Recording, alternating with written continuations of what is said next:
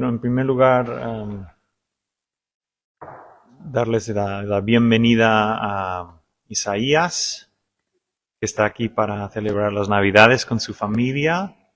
Qué alegría. Y nuestro hijo Stephen, que hace un año que no le vemos. Y wow, qué regalo. No necesito más. No necesito más.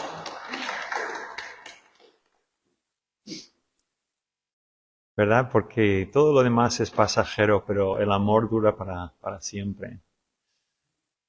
Todo caduca, el amor es para siempre. ¿Alguna vez has estado quizás en una conversación que no ha ido bien y has pensado, ojalá pudiera hacer un reset y volver a comenzar, pero las ondas sonoras ya se han emitido y es tarde, ya no se pueden captar, ¿verdad? El Adviento es una época de nuevos comienzos. Esta es la buena noticia. Las palabras, una vez salgan de nuestra boca, ya no se pueden volver a meter, pero el Adviento es un tiempo de nuevos comienzos. Es un tiempo de recomenzar con el Señor. Estés donde estés, es un tiempo de recomenzar con el Señor. Vamos a centrarnos hoy casi exclusivamente en el pasaje del Evangelio de Marcos. Primero, el Adviento es nueva creación, es una creación nueva. ¿Quién es Marcos? Marcos, según la tradición de la Iglesia, no sabemos mucho sobre él, no es uno de los 12 apóstoles, pero lo que se sospecha, lo que sabemos más o menos, es que fue compañero del apóstol Pedro. De allí el protagonismo de Pedro en el Evangelio de Marcos. Muchos creen también que acompañaría a Pedro a la ciudad imperial de Roma, y muchos eruditos también fechan su Evangelio a un tiempo poco antes del año 70 y poco después de la ejecución de los pilares Pedro y Pablo en Roma. Entonces Marcos seguramente o probablemente se encuentre en la ciudad imperial de Roma, como quien dice en la boca del lobo, una ciudad que ha crucificado a Pedro de forma cruel, una ciudad que ha decapitado al apóstol Pablo, y allí es donde él escribe estas palabras iniciales, el comienzo de las buenas noticias de Jesucristo, Hijo de Dios. Quiero que pienses primero en esta palabra comienzos. Comienzos, o en hebreo bereshith. Bereshith es, no por casualidad, las primeras líneas del libro de Génesis, del Antiguo Testamento. El libro que narra los orígenes, el origen del cosmos, el origen de la tierra, el origen del ser humano, hombre y mujer, el origen también del fracaso moral, el pecado, el origen del plan salvífico de Dios y el origen de la fundación del pueblo judío. Génesis es un libro de orígenes, de principios. Y Marcos, a escoger esta palabra, arché en griego, resulta que es la misma palabra con la que la Septuaginta, la traducción griego del Antiguo Testamento, traduce esta palabra bereshith, comienzos de Génesis. ¿Qué está queriendo decirnos Marcos? Lo que os voy a narrar en mi Evangelio es cataclísmico, es un nuevo comienzo, es un recomenzar histórico. Dios está recreando en sus planes de salvación. En el principio de las cosas, de la historia, Dios, ¿qué hizo? Transformó el caos en orden por el poder de su palabra. Y ahora, en el tiempo y en el espacio, Dios vuelve a intervenir en la historia humana para traer orden al caos producido por el pecado del ser humano, el portador de su imagen, también por el poder de su palabra hecha carne. Jesús. Adviento es nueva creación. Segundo, Adviento es buena noticia. De hecho, en la cristiandad, en las tradiciones cristianas, bueno, muchas de ellas, este domingo, que se simboliza con la vela rosa, es gaudete. Gaudete es el imperativo en latín, alégrate. ¿Por qué? Porque Adviento es una buena noticia, es una buena nueva. Ese es el significado de evangelion en griego. Buen anuncio.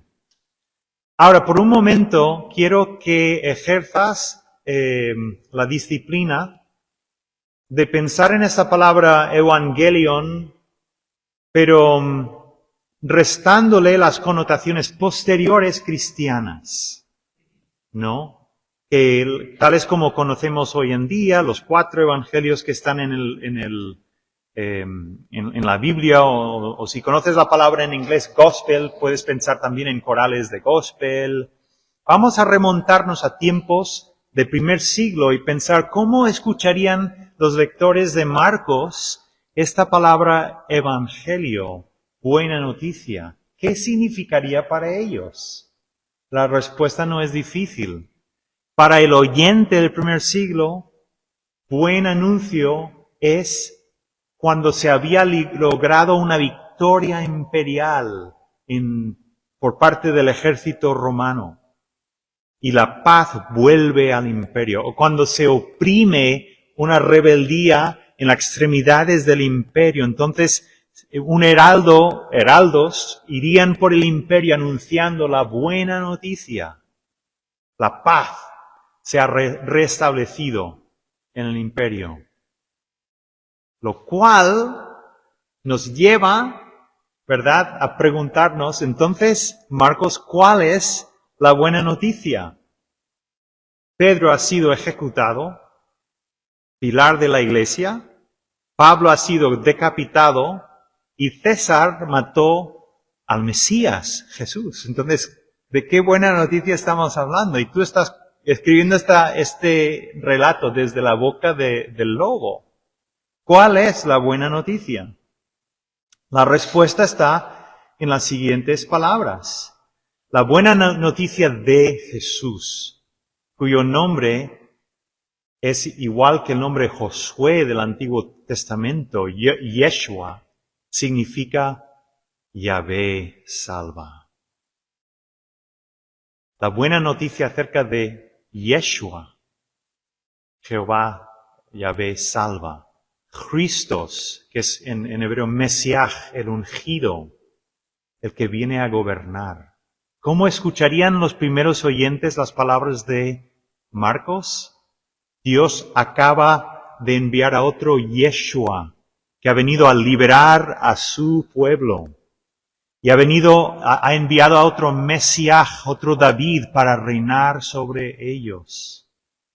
Adviento es un tiempo de buen anuncio, de buenas noticias.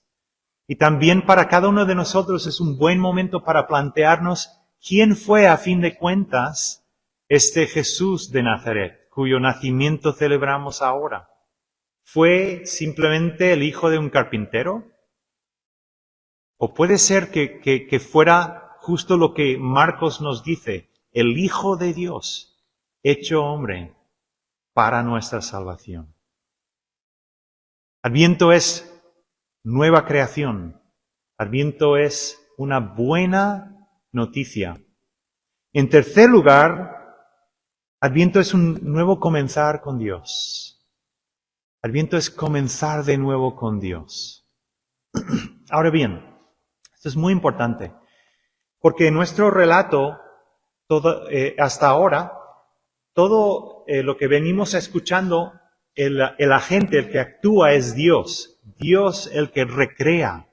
Dios el que anuncia una buena noticia. Pero es que ahora viene la parte humana.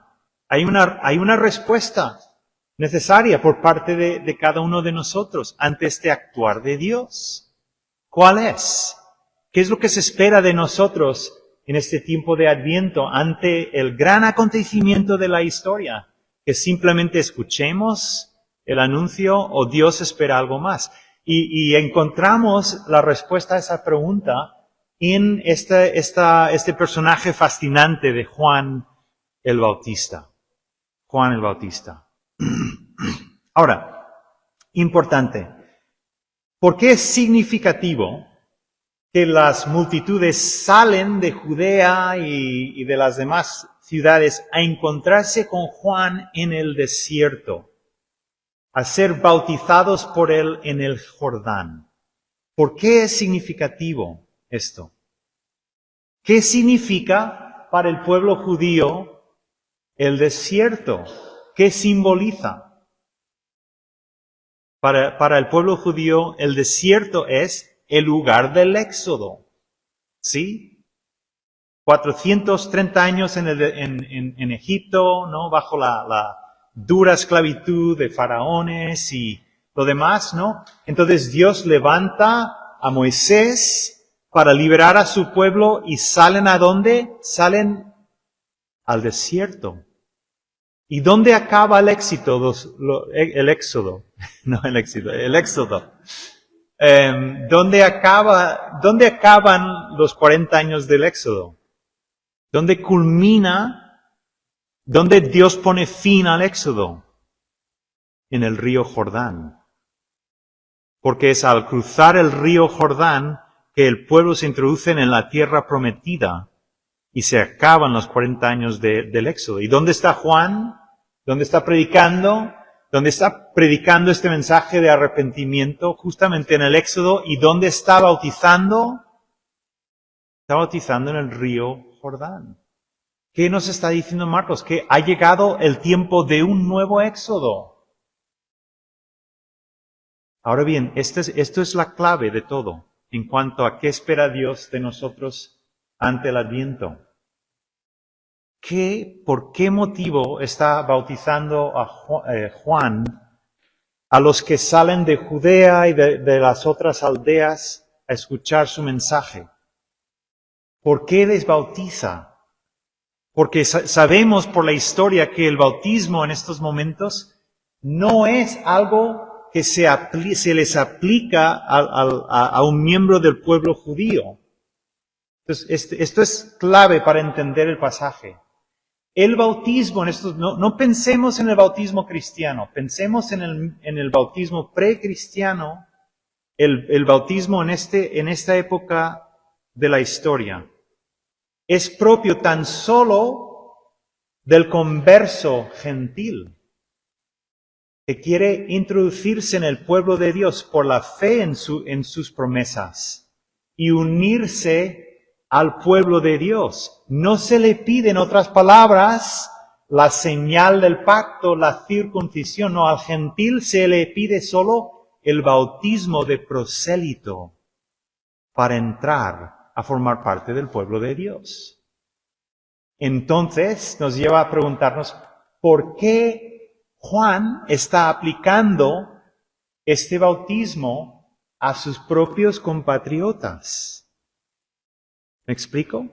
¿Por qué? No es propio. Y la respuesta es que este nuevo éxodo requiere un nuevo comienzo radical, un nuevo comenzar con Dios. Y perdonadme que os lo diga, no se puede uno recircuncidar, ¿verdad? ¿Me explico? O sea, la circuncisión se puede llevar a cabo una sola vez. No entraré en detalles, pero creedme que es así. Entonces, lo que este nuevo comenzar, que debe de ser la respuesta del pueblo arrepentido ante este nuevo éxodo, implicaba para el judío humillarse hasta lo sumo, volver a entrar en amistad con Dios, bautizándose al igual que los gentiles que querían adherirse al pueblo, el pueblo de Dios. ¿Entendéis? O sea, este nuevo éxodo requiere un nuevo comenzar radical con Dios. No vale un lavado de cara, no vale buenos propósitos. No, hay que bautizarse, hay que humillarse, hay que volver a entrar en amistad con Dios tal como lo hacían los gentiles. Y es por eso que C.S. Lewis dice acerca de la fe, Jesús no vino para hacer hombres buenos, sino para hacer hombres nuevos. El Adviento es un tiempo de recomenzar con Dios. Es nueva creación, es buena noticia y es comenzar de nuevo con Dios.